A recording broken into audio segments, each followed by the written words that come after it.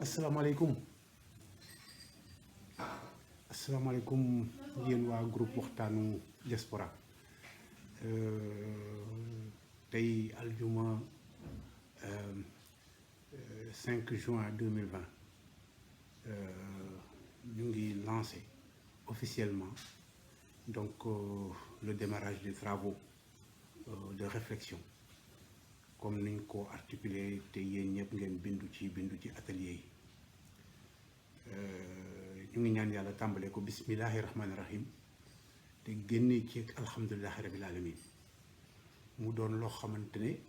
day doon liggéey boo xamante ne day tënku ci qualité tënku ci sérieux tënku ci xam-xam bu màcc ñu mettre ko à disposition suñu communauté ak suñu ay états yi ñi nga xam ne ñooy décider mu jëm ci ñun ñu wax leen ñun lan la ñuy xalaatee ak la ñuy xalaat groupe de réflexion nag yomb na woote ay nit ne toog ñu waxtaan bés bu nekk ñu ngi koy def du lu bees moo taxit ma ne bi xalaat bii ñëwee ci man muy xalaat boo xamante ne maanaam xew-xew yi mbas mi am ci àddina bi ak ni doomu aadama yi réagir état seen peuple yi seen i état seen i gouvernement mu am ay jàngat yu bari yuñ ci waroon def ñu xool itam dëkk bu mel ni Italie tax ñu jóg confinement bi dafa am lu mu feeñal ci ñun li ñu doon comme diaspora comme sénégalais d'Italie suñu ay yenn fragilité yi difficulté d'intégration yi ba nga xam ne sax dispositif yi nga xamante ne gouvernement italien jël na ko pour jàppale askanam ak ñu nekk ci dëkk bi am na ci ay doomu Sénégal yoo xam ne mënuñu ci woon bénéficier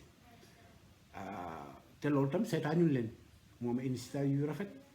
ay association ay groupe dajale leen xaalis jox ko ay commune wala ñu dajale ay xaalis jox ko ay hôpital di def ay spese solidale maanaam dem di nduggi di ko jox ñi nga xam ne amul liggéeyatuñu parce que dañ doon jaay peut-être marché yi tëjee te mënatuñu génn te seen économie demeewul noonu yooyu yëpp doon affaire yu baax wone benn culture bu nekk ci ñun maanaam ndimbalite ak yërmande mu doon lu baax ñun lu ñu rafetlu mais tamit ñu jàng ci ne ñun dañu war a distinguer entre assistance ak solidarité parce que tam am na bu ñu bëggee waxante dëgg rek mooy que dañu xaw a jaxase assistance ak solidarité assistance maanaam da ngay xaar ba nit ki sonn nekk ci kii nga ñëw wallu ko am na ko jàppale mais tam war nañu bàyyi xel ci bu temps normal bu nit ñi sax sonn nan nañu fexe ba dooleel leen ba ñu gën a yokk seen mën-mën ak yokk seen am-am loolu mooy solidarité te ñu boole ko waaw yooyu yëpp sax nañ ci ñëw ñu xool itam ci au niveau mondial les géopolitique mondial dañuy ñu ngi déjà mu ngi am ay processus de reconfiguration et processus yooyu le Sénégal n'est pas exempt donc mu doon lu particulier ci ñun Afrique en général mais le Sénégal en particulier war a mën a xalaataat na ne jot na pour ñu def ce qu'on appelle la renaissance judduwaat rédemption xool li nga xam ne mooy jafe-jafe yi am suñu réew yi si suñu askan xool yan jéego lañ ci mën a dox pour mën a jëm kanam xalaat bi ci yooyu lay demee ci ñaari fànn yooyu lay demee bu njëkk bi mooy nan la ñu mën a def ba ñu ñi nekk fii suñu nekkin li nga xam ne mu ngi baax ñu koy gën a saafaral gën ko dëgëral li nga xam ne manqué na ci ñu fexe ba taxawee ci taxawin boo xam te ne dinañu yokk doole parce que en réalité ñi may wax yëpp loolu laa leen di wax dama naan leen ñun en réalité on parle de diaspora mais nekkaguñu diaspora on est une communauté d'immigrés sénégalais en Italie parce que diaspora bu ñu koy wax da ngay jël exemple yu mel ni chinois yi wala nga jël ñu mel ni Bangladesh nga xam ne tey lépp lu doomu chinois soxla wala lépp lu doomu waa Bangladesh soxla ci maa xam lancer benn start-up maanaam entreprise wala yu demee noonu seen biir communauté lañ koy jëlee te dañu seeti banque bu kenn wàññeekoo ci ñoom duñ fi wër di def ay ket di yóbbu di laaj nit ñi yóbbu dañuy teg ay système yoo xamante ne yooyu yëpp dañ koy xalaatee ci biir ñu koy gérer di ci liggéeyloo ay doomu askan bi ba nga xamante ne problème yooyu yëpp duñu bett moom la ñuy wax welfare community kooku mooy benn dimension pour mën a définir une diaspora l'autre dimension c'est l'aspect promotionnel assistance baax na mais aspect promotionnel baax na aspect promotionnel bi nag ci ñaari fànn la fànn bu njëkk bi mooy ñun fii war nañu mën a am ay entreprise yu di liggéeyloo suñu ay doom ci secteur yu bari am na sax ay exemples yu ci am ñu war ko multiplier war nañu mën a def ay start-up former ay nit ci ay secteurs yoo xam ne c'est important pour ñun suñu nekkin fii mais aussi c'est important pour le Sénégal ñu fexe ba ñooñu trouver ay mécanismes de financement ñu renforcer l'économie communautaire nit ñi commencé ñu di ci gis seen bopp ñu renforcer notre patrimoine de capital humain ci loolu damay am attention particulière bu may bàyyil xalaat bi ñu war a xalaat tey ci suñu tout tànk yi nga xam ne dañ fi nekk xale yi wala boog les jeunes yi nga xam ne bi ñu fii lañ juddoo wala bi ñu fi ñëw xale yu ndaw lañ ils ont fait leur cycle scolaire yëpp fii tey am nañ ci ay lauréats ñooy professionnalistes ay bourses d'études war nañ ko mën a di génneel suñu bopp ay secteurs yoo xam ne le Sénégal est devenu un pays damay wax chaque fois ne le Sénégal est devenu un pays avec statut de pays pétrolier et gazier te xam nga ne boo nekkee pays OPEP dafa am lu mu comporté mais les métiers du pétrole tey war nañu mën a commencer di sóoraale ñun fii ñi nekk Italie ay type de formation ci xale yooyu donc li ñu war a mën a def bari na ci côté boobu rek laa ne woon le Sénégal kenn mënu ko construire sans la diaspora li diaspora représenté wax nañ ko ci dans toutes les sauces ñun ñëpp dara umpuñu ci transfert de fonds yi yenn investissement yi ñuy def foofu jàpp nañ suñu loxo daal ci réew mi am na ñu ci jàpp suñu loxo mais loolu tam doyul il faut que ñu bañ a rek di yónnee xaalis muy dugg ci bunt bi di génneewaat ci fenêtre bi parce que le Sénégal est encore un pays importateur pour l'essentiel des produits et des services yi nga xam ne daf koy servir pour son fonctionnement alors bu fekkee de dañuy dugal xaalis ñu jëndee ci produit boo xam ne ñu ngi ko produire Chine valeur ajoutée bi Chine moo koy moom donc war nañu mën a commencer xalaat nan la ñuy tabaxee Sénégal ba nga xam ne Sénégal la mu soxla ak la muy dundee foofu lañ koy defee de l'agriculture aux hautes technologies te yooyu yëpp diaspora am nañ des qualités humaines yoo xam te ne tey bu ñu leen mettre dans les conditions mën nañu dugal seen loxo bu baax ci ni ñuy gérer réew mi ba nga xam ne sax boo matul doomu Sénégal dootul soxla ci génn dem di feneen naan day immigré ñu ñuy mépriser wala ñuy def leneen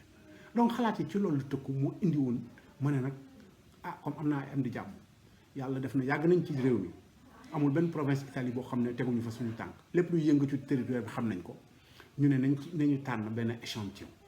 de Sénégalais yoo xam ne am nañ probité morale maanaam jub nañu sérieux nañ takku nañ taxaw nañ temm ci mbirum communauté bi di ko def ni mu gën a rafetee ñu toog waxtaan séq suñu waxtaan produire suñu ay xalaat jël ko tasaarewaat ko ci biir communauté bi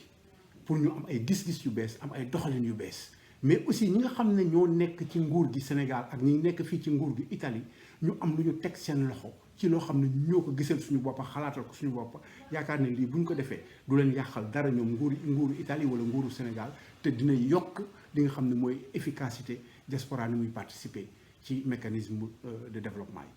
donc loolu moo taxoon woon samay am di jàmm parce que ñi nekk ci groupe bi yëpp samay am di jàmm lañ samay xarit lañ samay sœur lañ samay connaissance lañ ku ci nekk séqoon ak yow bu dul woon sax benn séance boo xamante ne jàpp naa ne nit koo xamante ne nga mérité nga nekk ci waxtaan bi waaw donc ma woote woon ñi nga xam ne jotuma leen woon xam personnellement ay nit yoo xam ne ñoom laa xam ñoo ne ma diw ak diw day ñii boo leen dugalee ci mbir mi war nañ ci mën a bokk bi ma ko càmbaree xam ne loolu mën na nekk ñu yaatal donc looloo taxoon ñu ngi doon liggéey ci suuf ba ñu waxee affaire kii bi ba léegi xam naa ñu bari ñu ngi doon xaar mais ñu ngi doon liggéey ci suuf parce que liggéey bi tam da nga koy organiser mais si dañu préparé ay formulaires yi yooyu formulaires yi élaboré nañu ko te d'ici ci kanam tuuti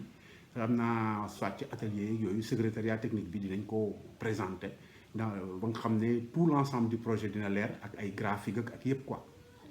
ba ñi ko war a gis war ko ñi ko war a xam-xam ko may wax rek ne metti woon na parce que gérer la complicité c'est pas facile mais je me sens satisfait tey ci nit ñi ci bokk ak nit ñi ci bokkee am na comité des sages dox nañ ci cër suñu ay mag ak suñuy xarit ak suñu am di jàmm yoo xam ne ñoo fi jiitu ci dëkk bi am nañ fi taxawin bu rafet te am ay xalaat am ay expérience peut-être doo leen mën a dugal sax si ay ateliers ñuy kii ak yooyu wante mën nañu am ay conseils yu important yoo xam ne moom la ñuy jox pour liggéey bi gën a rafet te dafa juste ñu bokk ci am na secrétariat technique boo xam ne ñoo may accompagner ci processus bi parce que tam mënuma def lépp te dama ku ci nekk da nga am sa liggéey boo yor te ñoom it ñu doon ñu xarañ ci liggéey bi nga xam ne ñu ngi koy def ci liggéey bu mucc ayib kay ci préparation bi amit communication parce que li ñuy liggéey lépp li ñuy xalaat il faut que mu yegg ci ñi ko war a dégg moo xam ci communauté bi lañ nekk moo xam association la moo xam daayira la moo xam ay autorités religieuses la wala ay autorités civiles la ñu ne xalaat bi de xalaat bu rafet la nañ fexe ba mu yeggal loolu communication am ma créé woon pôle de communication jël ñi nga xamante ne ñoom ñooy les capitaines donc du secteur des médias en Italie de la diaspora ñoom ñëpp macha allah doon samay xarit ak samay rakk yoo xam ne dama am ak ñoom jàmm bi ma leen ko waxee ñoom ñëpp ñu jàpp ci xam ne mbir mi tey il faut que ñu dégg suñu baat ñoom it ñu créé foofu beneen structure bu demee noonu muy noonu ñetti structure yi nga xamante ne ñooy accompagner dispositif bi donc comité des sages bi secrétariat technique bi ak pôle de communication bi léegi atelier yi nag ni ñu koy gérer dañu choisir ay coordinateurs waaw ay coordinateurs yoo xam ne chaque atelier am na coordinateur kuy coordonner présider atelier yi bu ñuy dem tamit dañuy staff technique bi da leen di gunge staff de communication bi dina maa daw ku leen gunge ba nga xam te waa comité des sages ñoom mën nañ participer presque fépp donc coordinateurs yooyu aussi ñu choisir leen sur la base de leur sérieux de leur capacité à travailler et la patience parce que gérer une réunion c'est pas tout le temps facile avec des humeurs des tendances etc mais yëpp ñu doon nit yoo xamante ne mën nañ ko gérer avec rigueur ba nga xamante ne waxtaan bi dina tegu ci yoon génn ay produits de qualité yoo xam ne mën nañ ko restituer bu ñu demee ba ca cappaandaw ga nag si la ñuy door a def affaire plénière pour validation de tous les documents l'ensemble des documents ñu xool nan lañ koy valoriser nan ba mu mën a yegg fu mu war a mën a yegg mais loolu bu ñu ci tolloon réunion boobu dina ko définir mais déjà dañ jàpp rek ne liggéey bii ñuy tàmbale tey liggéey bu am solo la te ku ci nekk ci ñun war nga ci dem ba jeex parce que defaloo ko Ali Baba Faye defaloo ko sa bopp yaa ngi koy defal askan defal ko sa réew waaw kenn nag mënul yàlla dong moo mën mais am nañ ci yéene te am nañ fulla ak fayda joo xam ne bu ñuy jóg tam dañuy jéem a def loo xam ne lii lu am qualité la moo tax ma ne danaa leen envoyer message bi di ñu lancer officiellement travaux yi dans les ateliers et puis profiter ci pour remercier vraiment remercier parce que ku ci nekk am nga ci looy daw am nga kii temps te temps yi régularisation lañu nekk mais ci temps bi fexe nañ ba lancer affaire bi nii nañu respecter temps yi nga xamante ne moom lañ wax parce que normalement liggéey bi mun nañ ko liggéey entre 1 mois et demi et 2 mois maximum ba nga xam ne mi-juillet fin juillet war nañu mën a am les bozze des documents pour mën a def la plénière et décider validation yi ak stratégie de dissémination yi ba nga xam ne noonu lay duggee ci ñi mu war a yegg ñu target yooyu et équipe de communication bi nag boobaa moom dina di def liggéey boo xamante ne moom daf mooy wóor na liggéey bu important donc loolu mooy message bi ma leen doon envoyé tey di leen wax naan nañ ci jàpp dolli ci ñaan xam ne doomu aadama mutul yàlla dong nga mët yàlla rek a mën doomu aadama mu day jéem rek li mu may même bu ñu jàppee ne dafa am lu ñu mën yàlla moo ñu ko may bu ko fi jëlee balaa nga naan naam nekk fa waaw wala koo xam ne sa nooyi moomoo ko sax xam nga mënoo yaakaar ne mën nga bay fëgg dënn mais nag looy def tam ci dugg ful ak fayda parce que loolu la yonent bi sallallahu alayhi wa sallam sant donc ñu ne nañu tenter affaire bi prier Dieu yàlla ñaan ko mu saafara ko jàppale ko gunge ñu ci ba affaire bi ñu am ci résultat yi nga xam ne moom la ñuy xaar tàmbalee ko ci bismillah rahmaani rahim jeexale ko ci alhamdulilah rabbil alamin loolu moo doon message bi nga xam ne maa ngi leen koy envoyé di leen gërëm di leen sant tam di leen gërëm di leen sant vraiment parce que marque de confiance bi ngeen am ci idée bi parce que comme ni ma koy waxee rek groupe de discussion moom moo gën a yomb ci àddina ku mu neex nga def sa groupe WhatsApp di waxtaan ba suba waaw ñu nit loolu la ñuy def rek mais niñ koy defee moom mooy dañu am un peu benn ambition bu ndaw représenté wuñu kenn nag mais xalaatandoo ay xalaat yoo xam ne mën na jëriñ askan wi teg ko ci qualité teg ko ci xam-xam teg ko ci sérieux ci gëstu boo xam ne du ay soi-disant ay à peu près ba koo xam ne sa xel màcc na ci affaire lu lépp lu jëm ci ce que j'appelle le dispositif de la diaspora management system xam ne ñii li ñuy wax nii lu mën a nekk la te lu am fayda la te duñ ko defee dina am njëriñ ci askan wi muy fii muy ca nañuy participer Sénégal barakallahu fii donc je vous souhaite bon travail yéen ñi nga xam ne yéen a nekk ci atelier yi barakallahu fii ko jërëjëf